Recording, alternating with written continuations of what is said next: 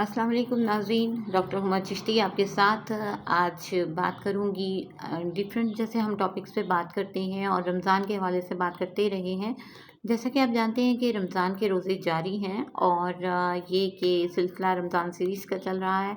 उसमें हमने कोलेस्ट्रॉल के ऊपर बात की, दिल की बीमारियों पे बात की, ब्लड प्रेशर पे बात की। तो आज के हवाले से भी जो है वो कोलेस्ट्रॉल पे आपको गाइडलाइन देना चाहूँगी। 15 रोज़े से बाद तक जितने भी रोज़े आगे जाते हैं तो उसके साथ क्या होता है कि हमारे बॉडी जो है वो भूख की आदी हो चुकी होती है, वो बर्दाश्त कर पाती है भूख को। और सिलसिला जो है वो अफ्तारियों का जारी होता है और उसमें आपको ये बताती चलूँ कि उसमें फ्राइड आइटम्स जो हैं वो चलती ही रहती हैं। ऑल्दो कि हम सब जानते हैं कि वो कितनी तकलीफ़देह होती हैं और कितना मसले का बायस बनती हैं, कितना उसकी वजह से कोलेस्ट्रॉल लेवल हाई होता है, लेकिन ये सिलसिला जारी रहता है। तो नाज़रीन आपको बताती चलूँ कि इससे पहले कि मज़ीद डिस्कस करूँ और कोलेस्ट्रॉल के हवाले से आपको जो गाइडलाइन देना चाह रही हूँ उस हवाले से बात करूँ, काइंडली अभी तक अगर आपने मेरे चैनल को सब्सक्राइब नहीं किया तो इसको सब्सक्राइब कर दीजिए, लाइक कीजिए और कमेंट सेक्शन में अपनी राय का इज़हार ज़रूर कीजिए। आप देख रहे हैं होमियो डॉक्टर हुमा। तो माय डियर व्यूवर्स, क्या आप जानते हैं कि कोलेस्ट्रॉल आपकी टांगों को भी नुकसान पहुंचा सकता है? आज इसी हवाले से आपसे बात करूंगी। कोलेस्ट्रॉल कोलेस्ट्रॉल जो एक चिकनाई है, एक ऐसा मादा है जो चिकनाई की सूरत में हमारी बॉडी में मौजूद होता है और 80% इसे जो है हमारा लिवर बनाता है, हमारा जिगर बनाता है, जबकि 20% जो है हमें ये फूड से मिलता है।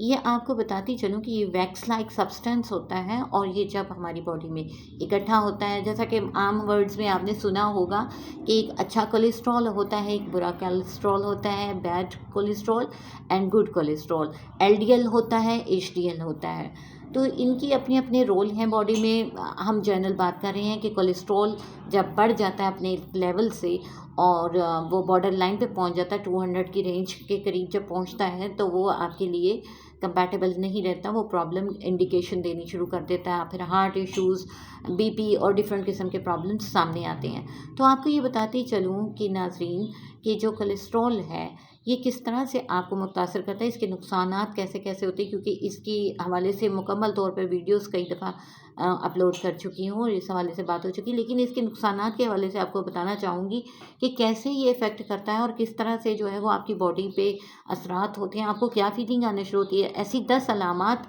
कि जिनको जान के आप फ़ौरी तौर पे ये फ़ैसला कर सकते हैं, डायग्नोज़ कर सकते हैं और अंदाज़ा लगा सकते हैं कि आपका कोलेस्ट्रॉल लेवल ज़्यादा हो चुका है।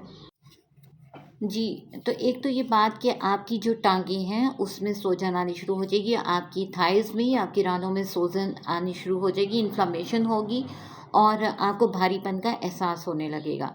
इसके साथ ही साथ रात के टाइम टाँगों में अकड़ाव की कैफियत होगी, क्रैम्प्स लाइक कंडीशन होगी और ऐंठन जिसे उर्दू में कहते हैं, कुछ इस किस्म की कंडीशन होगी।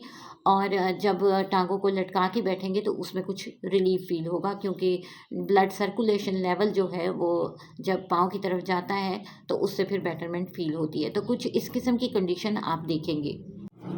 इसके साथ ही साथ क्या होगा कि आपकी टाँगों में भी और आपकी फुल बॉडी में आपको कमज़ोरी महसूस होगी, आपका चलना फिरना मुश्किल हो जाएगा, कुछ इस किस्म की कंडीशन होगी, सुस्ती सी महसूस करेंगे और पाँव आपके जो हैं वो ठंडे रहने लगेंगे। ये कोलेस्ट्रॉल के बढ़ जाने की अलामत हैं जो आपकी टाँगों में, आपकी लोअर एक्सट्रीमिटीज़ में आपको महसूस होंगी। इसके अलावा ज़ख्मों का ना भरना, ये बहुत ज़्यादा यानी सिग्निफिकेंट होगा और टाँगों में दर्द रहेगा, ये चीज़ें आप देखेंगे। कुछ पेशेंट्स में पाँव के बाल जो हैं वो कम हो जाएंगे और स्किन में भी चेंजिंग आने शुरू हो जाएंगे, यानी टाँगें नीली होना शुरू हो जाएंगी क्योंकि ब्लड सर्कुलेशन डिस्टर्ब हो जाएगी और इसके साथ साथ आपके नाखून जो हैं वो हार्ड होना शुरू हो जाएंगे, सख्त हो जाएंगे, ये कंडीशन होगी आपके सामने।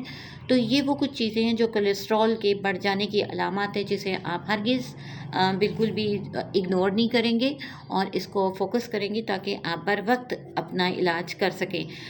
हाँ, एक चीज़ और होती है, 10वीं अलामत वो होती है कि कोई अलामत ना आना, सबसे ज़्यादा तकलीफ़ देह ये चीज़ है। नाज़रीन, इसके लिए टाइम टू टाइम आपको चाहिए कि आप अपना लिपिड प्रोफ़ाइल करवाते रहें, यानी कि हर कम से कम 3 माह बाद आपका लिपिड प्रोफाइल होना चाहिए। 3 माह नहीं तो 6 माह के बाद आपको चाहिए, लाजमी तौर पे करवा लें, ताकि आपको पता चल सके कि आपका ब्लड कोलेस्ट्रॉल लेवल वो किस हद तक बढ़ गया है या वो नॉर्मल है, कहीं वो आपको नुकसान पहुंचाने की तरफ तो नहीं है।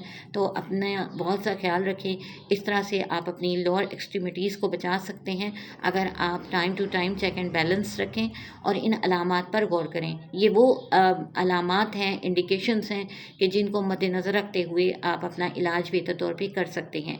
हाँ, अलामत का ना ज़ाहिर होना जो है वो यानी एक समझें कि नोटिसेबल चीज़ है, और ये ज़्यादा ख़तरनाक है क्योंकि अलामात तो हमारी रहनुमाई करती हैं और हम होम्योपैथिक में अलामात के ज़रिए ट्रीटमेंट करते हैं, और बहुत ही बेहतरीन मेडिसिन कोलेस्ट्रॉल को नॉर्मल करने के लिए और इसको ठीक करने के लिए, मैनेज रखने के लिए मौजूद हैं कि आपको ज़रूरत नहीं रहती कि आप मुस्तकिल तौर पर किसी भी किस्म की एलोपैथिक मेडिसिन कोलेस्ट्रॉल को कंट्रोल करने के लिए इस्तेमाल करें। तो अपना बहुत सा ख्याल रखिए और मुझे अपनी दुआ में याद रखिए। आज के लिए इतना ही।